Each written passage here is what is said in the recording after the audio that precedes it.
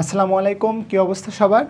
আজকে আমরা রাসায়নিক বন্ধন চ্যাপ্টারের ধাতব বন্ধন নিয়ে পড়াশোনা করব। আজকে আমরা কী নিয়ে পড়াশোনা করব বলেন তো? ধাতব বন্ধন নিয়ে পড়াশোনা করব। গুড। আমরা ধাতু আর অধাতু যুক্ত করছি এবং অধাতু আর অধাতু যুক্ত করা হয়েছে, ঠিক আছে? তাহলে ধাতু আর অধাতু মিলে আমাদের আয়নিক বন্ধন গঠন করে এবং অধাতু আর অধাতু যেখানে ইলেকট্রন শেয়ার হয়, ইলেকট্রন ভাগাভাগি হয়, সেখানে আমাদের কোন ধরনের বন্ধন গঠিত হয়? সমযোজী বন্ধন। তো আমরা এখন ধাতব বন্ধন পড়ব এবং ধাতব বন্ধনে ধাতু মানে ধাতব পরমাণু এবং ধাতব পরমাণু যুক্ত হবে। কিভাবে সেটাই আমরা দেখব, ডিটেলস দেখব, একদম ধরে ধরে প্রতিটা লেটার পর্যন্ত আমরা বুঝে ফেলব। তাহলে ধাতব বন্ধনে আমাদের একটা ধাতব পরমাণুর সাথে আরেকটা ধাতব পরমাণু যুক্ত হবে, ঠিক আছে? তো এখানে আমরা যেই কাজটা করব দেখেন, ধরেন আমাদের সোডিয়ামের একটা টুকরা নিব, ঠিক আছে? সোডিয়ামের টুকরায় সোডিয়াম পরমাণুগুলো কিভাবে যুক্ত আছে আমরা দেখব। আসেন দেখে ফেলি। আমরা কি জানি বলেন তো? সোডিয়ামের ইলেকট্রন আছে 11টা। তো সোডিয়ামের যদি 11টা ইলেকট্রন থাকে তাহলে আমরা তার যদি ইলেকট্রন বিন্যাস করি আমরা দেখতে পাবো নিয়ন অ্যান্ড 3s1। তাহলে সোডিয়াম যদি আমাদের এই যে 3s1 তার শেষ কক্ষপথে 3s1টা কী করে দেয়? দান করে দেয়, তাহলে তার নিয়নের মতো ইলেকট্রন বিন্যাস হয়ে যাচ্ছে, অষ্টক পূরণ হয়ে যাচ্ছে। বুঝতে পারছেন ভাইয়ারা? আচ্ছা, যদি অষ্টক পূরণ হয় তার মানে সোডিয়াম কি করবে? একটা ইলেকট্রন দান করে সোডিয়াম প্লাসে রূপান্তরিত হবে। গুড, বুঝে ফেললেন? এখন এই দান করা ইলেকট্রনটাই কী হবে? সোডিয়ামের যে ক্যালাস আছে, ল্যাটিস আছে, সেই ল্যাটিসে ওই ইলেকট্রনটা সঞ্চরিত হতে থাকবে। এটাকে বলা হবে সঞ্চরণশীল ইলেকট্রন। দেখেন আমি আপনাকে দেখাই। যেমন ধরেন এটা একটা ধাতব ক্যালাস। তো এই ধাতব ক্যালাসে ওয়েট করেন, এই ধাতব ক্যালাসে কী হবে দেখাই। এই ধাতব ক্যালাসে এই যে দেখেন, এই যে ধাতব আয়নগুলো দেখেন, এই ধাতব আয়নগুলো থাকবে। তাহলে দেখেন আমাদের এই যে সোডিয়াম ধাতব আয়ন,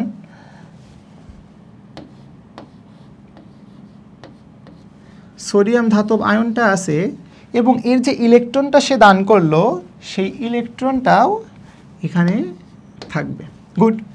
এইরকম করে সোডিয়ামের অসংখ্য পরমাণু একটা করে ইলেকট্রন দান করবে এবং সোডিয়াম প্লাস গঠন করবে।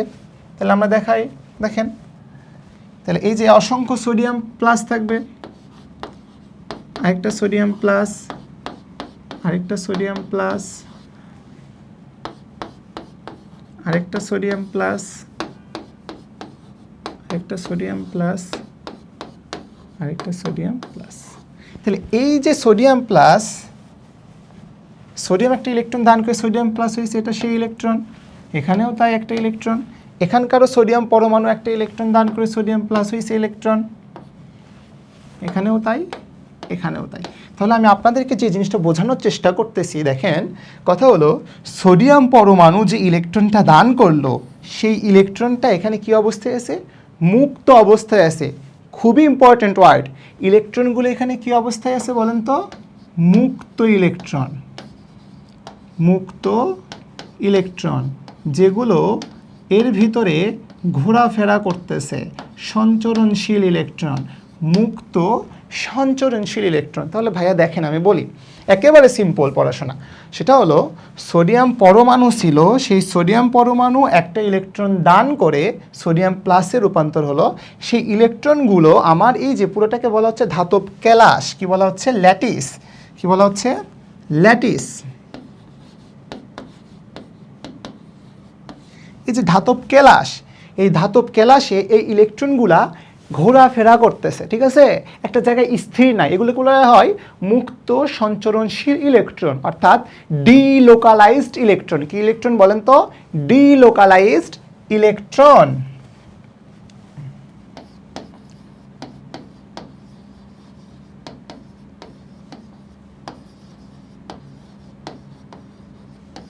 এই যে ডিলোকালাইজড ইলেকট্রন থাকলো, তাহলে এই ইলেকট্রনগুলোর ভিতরে ঘোরাফেরা করতেছে। কিন্তু এই যে ধাতব আয়ন যেগুলো আছে না, ধাতব যে আয়নগুলো আছে এই আয়নগুলো আবার ডিলোকালাইজড না, এই আয়নগুলো একদম রিজিড, বুঝতে পারছেন? তার অবস্থানে কি করে, অবস্থানে একদম আটকায় থাকে, সে একটা স্পেসিফিক অবস্থানে অবস্থান করে। তো স্পেসিফিক অবস্থানে থাকার কারণে সে একটা কি ফর্ম করে, সুন্দর একটা ল্যাটিস ফর্ম করে। এজন্য এই সোডিয়াম প্লাস বা যে আয়নই নেন না কেন সে ধাতব আয়নগুলোকে বলা হয় পারমাণবিক শ্বাস। কি বলা হয় বলেন তো? Atomic core. তাহলে এখানকার এই সোডিয়াম প্লাসটাকে বলা হচ্ছে পারমাণবিক শ্বাস।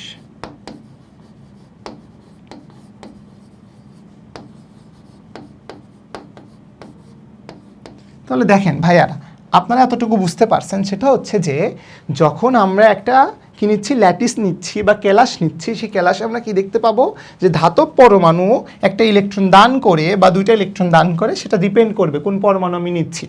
ধাতব পরমাণু যে ইলেকট্রনটা দান করে ধাতব আয়নে রূপান্তর হচ্ছে, সেই আয়নগুলা তাদের অবস্থানে কি, অবস্থানে একদম রিজিড, সেই অবস্থানে থেকে তারা একটা কি তৈরি করে, ধাতব কেলাস তৈরি করে। এই ধাতব আয়নগুলোকে বলা হয় পারমাণবিক শ্বাস। ধাতব আয়নগুলোকে কি বলা হচ্ছে, পারমাণবিক শ্বাস।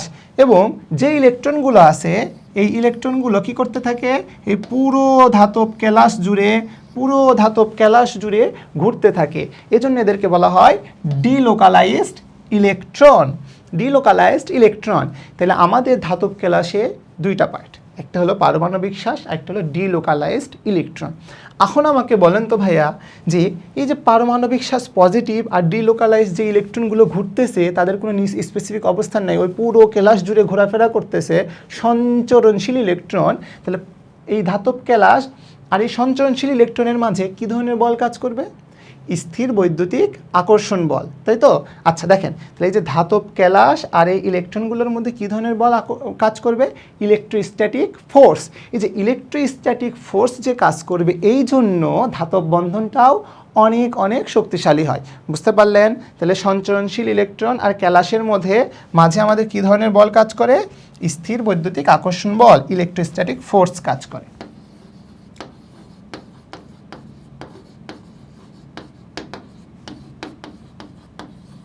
দেখেন, তাহলে ভাইয়ারা এতটুকু বুঝতে পারছেন যে আমাদের যে ধাতব কেলাস আছে, সে ধাতব কেলাসে পারমাণবিক শ্বাস আর মুক্ত সঞ্চরণশীল ইলেকট্রনগুলোর মধ্যে আমাদের কি ধরনের বল কাজ করে? স্থির বৈদ্যুতিক আকর্ষণ বল কাজ করে। তাহলে খুবই সিম্পল কথা, ধাতব বন্ধন আমাদের খুবই সিম্পল। তো আমরা আরেকটা পরমাণু দেখে আসি, যেমন ম্যাগনেসিয়ামের ক্ষেত্রে কি হবে।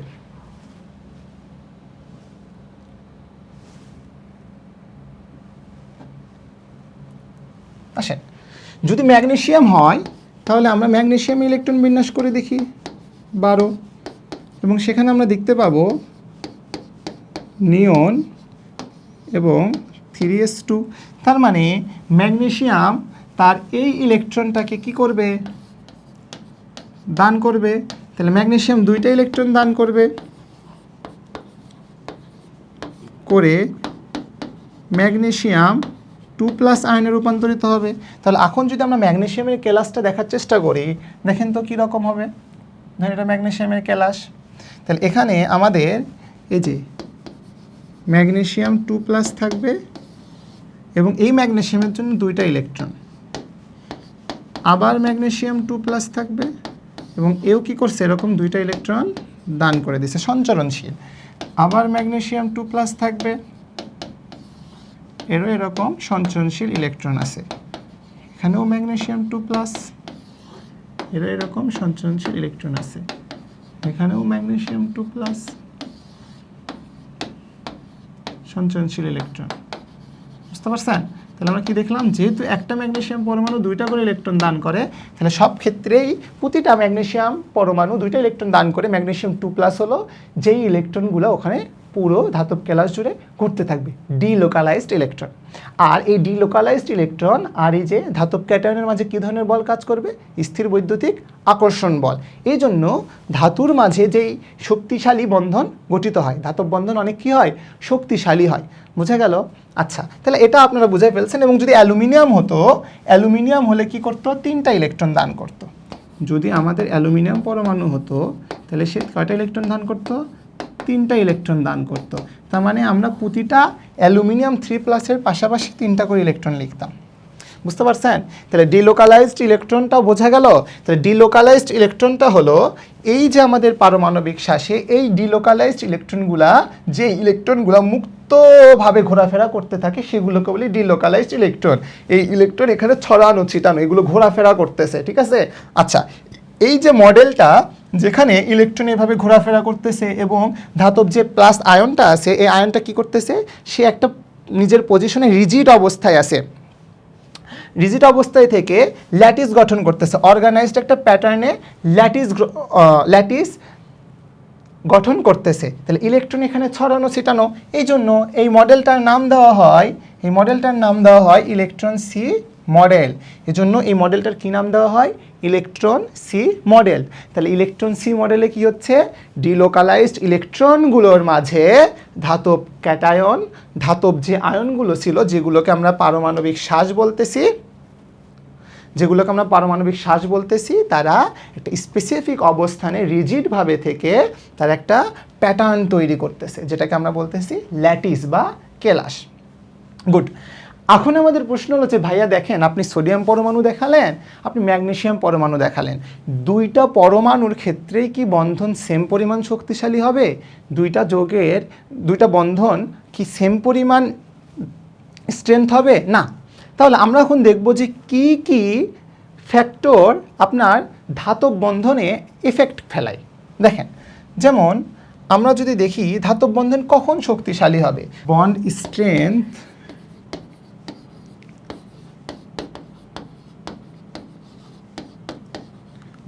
স্ট্রেংথ, ঠিক আছে? এই বন্ড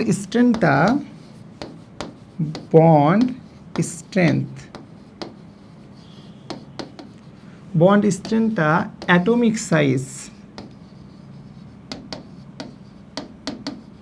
অ্যাটমিক সাইজের ব্যস্তানুপাতিক। তাহলে আমরা অ্যাটমিক সাইজ যত বৃদ্ধি করব বন্ড স্ট্রেংথ তত কমবে।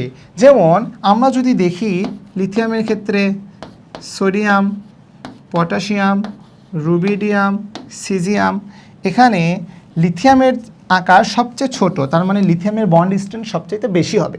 আচ্ছা, আবার সোডিয়াম আর পটাশিয়ামের মধ্যে সোডিয়ামের আকার ছোট, তার মানে সোডিয়ামের বন্ড স্ট্রেংথ তো কী হবে, বেশি হবে, তাই তো? সোডিয়ামের আকার যত ছোট হবে বন্ড স্ট্রেংথ তত বাড়বে, আকার যত ছোট হবে বন্ড স্ট্রেংথ তত বাড়বে। গুড। তাহলে আকারের সাথে বন্ড স্ট্রেংথের সম্পর্ক আমরা জানলাম। তাহলে এখন যদি আমরা বন্ড স্ট্রেংথের আরেকটা ঘটনা দেখি, সেটা হলো বন্ড স্ট্রেংথ চার্জের সমানুপাতিক। বন্ড স্ট্রেংথটা কি ছাড়? চার্জের সমানুপাতিক। চার্জ কি? দেখেন, আমরা যে ম্যাগনেসিয়াম পরমাণু দেখলাম 2+, আমরা যে সোডিয়াম পরমাণু দেখলাম শুধু প্লাস। তাহলে সোডিয়াম প্লাস আর ওখানে ম্যাগনেসিয়াম 2+, ম্যাগনেসিয়ামের ওখানে চার্জ বেশি, ডিলোকালাইজড ইলেকট্রন বেশি। তাহলে ইলেকট্রন আর ডিলোকালাইজড ইলেকট্রন যদি বেশি হয়, তাহলে ইলেকট্রন আর ধাতব আয়নের মধ্যে আকর্ষণ বেশি হবে, বন্ধন বেশি শক্তিশালী হবে। খুবই সিম্পল কথা। তাহলে চার্জ যত বাড়তেছে ধাতব বন্ধন তত শক্তিশালী হচ্ছে, এবং অ্যাটমিক সাইজ যত কমতেছে ধাতব বন্ধন তত শক্তিশালী হচ্ছে। তাহলে ধাতব বন্ধন কখন শক্তিশালী হয়? ধাতব বন্ধন দুইটার সময় শক্তিশালী হয়। এক, যখন অ্যাটমিক সাইজ অনেক বৃদ্ধি পায়, অ্যাটমিক সাইজ যখন অনেক কমে যায় ধাতব বন্ধন তখন অনেক বেড়ে যায়, আর চার্জ যখন বৃদ্ধি পায় তখন। নেক্সট আমরা পড়ব ধাতু কেন বিদ্যুৎ পরিবহন করে। এর অ্যান্সার অলরেডি আপনি পেয়ে গেছেন।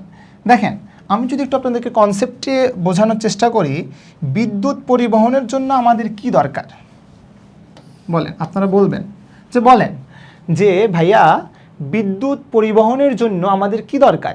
বিদ্যুৎ পরিবহনের জন্য আমাদের ইলেকট্রন দরকার। খুবই সিম্পল, একজন হাত তুলে বলল যে ভাইয়া বিদ্যুৎ পরিবহনের জন্য ইলেকট্রন দরকার, সে কী হয়ে গেল? রং অ্যান্সার হয়ে গেল। আমাদের বলতে হবে বিদ্যুৎ পরিবহনের জন্য আমাদের মুক্ত ইলেকট্রন দরকার। বিদ্যুৎ পরিবহনের জন্য আমাদের কি দরকার ভাইয়া বলেন তো? মুক্ত ইলেকট্রন দরকার।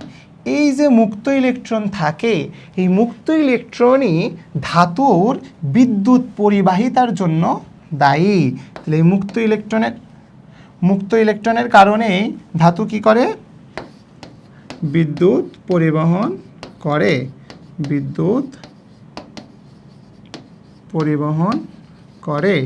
ঠিক আছে, এই মুক্ত ইলেকট্রনের কারণেই ধাতু তাপ পরিবহন করে। ঠিক আছে, তাহলে ধাতু কেন তাপ ও বিদ্যুৎ পরিবহন করে? কারণ ধাতুতে ডিলোকালাইজড ইলেকট্রন থাকে, মুক্ত ইলেকট্রন থাকে। যেমন দেখেন, আমরা যদি একটা ধাতব ক্যালাস ড্র করছিলাম না, ধরেন এটা আমাদের সেই ধাতব ক্যালাস। এটা যদি ধাতব ক্যালাস হয় তাহলে এর মধ্যে সোডিয়াম প্লাস আছে আর ডিলোকালাইজড ইলেকট্রন আছে। সোডিয়াম প্লাস আছে, ডিলোকালাইজড ইলেকট্রন, সোডিয়াম প্লাস আছে আর ডিলোকালাইজড ইলেকট্রন, সোডিয়াম প্লাস আছে আর ডিলোকালাইজড ইলেকট্রন, সোডিয়াম প্লাস আছে আর ডিলোকালাইজড ইলেকট্রন, সোডিয়াম প্লাস আছে আর ডিলোকালাইজড ইলেকট্রন। ঠিক আছে, তাহলে এই যে ইলেকট্রনগুলো কি এখানে মুভেবল, মুভ করতে পারে। ওকে, তা আমি যদি এখন এর দুই প্রান্তে, কিংবা ধরেন ধাতব ক্যালাস যে কোনো কিছু আছে, দুই প্রান্তে যদি আমি কি করি, বিদ্যুৎ সংযোগ দিয়ে দেই, তাহলে ইলেকট্রনগুলো কি করবে? উচ্চ বিভব থেকে নিম্ন বিভবের দিকে যাবে। খুবই সিম্পল কথা। দেখেন, তাহলে ধাতু কেন বিদ্যুৎ পরিবহন করে? একেবারে সিম্পল কথা, যে ধাতু এই কারণেই বিদ্যুৎ পরিবহন করে, কারণ ধাতুতে কি থাকে? মুক্ত ইলেকট্রন থাকে। এর জন্যই ধাতু বিদ্যুৎ পরিবহন ক্ষমতা আছে এবং তাপ পরিবহন ক্ষমতা আছে। তাহলে ধাতব বন্ধন, আশা করি আপনারা বুঝতে পারছেন যে ধাতব বন্ধনে আমরা কি পড়লাম? ধাতব বন্ধনে আমরা পড়লাম যে দুইটা ধাতব পরমাণু কিভাবে একে অপরের সাথে যুক্ত থাকে, এবং এখানেও কোন ধরনের বল কাজ করে? এখানেও আমাদের স্থির বৈদ্যুতিক বা ইলেকট্রোস্ট্যাটিক ফোর্স কাজ করে। ইলেকট্রোস্ট্যাটিক ফোর্স কাজ করার কারণে এখানেও বন্ধন শক্তি বা বন্ধন অনেক কী হয়? স্ট্রং হয়। আচ্ছা, সেখানে আমরা পারমাণবিক শ্বাস কীভাবে থাকে, মুক্ত ইলেকট্রন কি, এবং এই মুক্ত ইলেকট্রন কিভাবে বিদ্যুৎ পরিবহনের জন্য দায়ী এবং কিভাবে তাপ পরিবহন করে থাকে, সেটাও আমরা পড়ে ফেললাম। তাহলে ধাতব বন্ধন আপনাদের ক্লিয়ার? আজকের মতো এতটুকুই। আল্লাহ হাফেজ।